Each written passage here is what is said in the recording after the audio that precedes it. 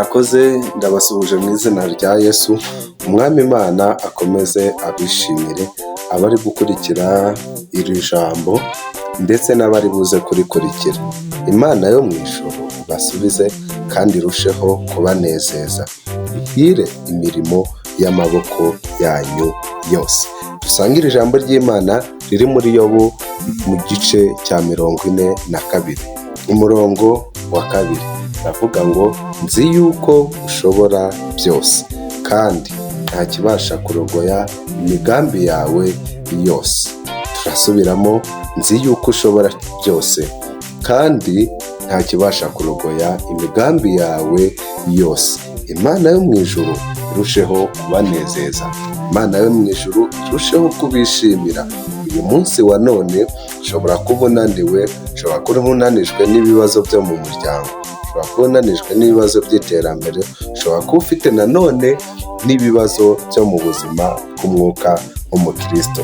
Ariko ndagira ngo nkubwire uyu munsi, nta kure wageze Imana itagukura, nta byaha wakoze Imana itakubabarira.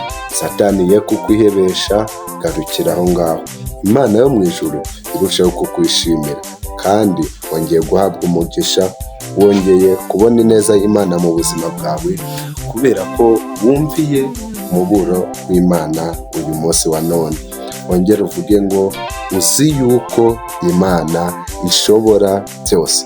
Byashoboka ko mufite nk'umurwayi, byashoboka ko mufite ibibazo bigiye bitandukanye, ariko muri byose Imana ishoboye, n'ibyo ngibyo nabyo birimo.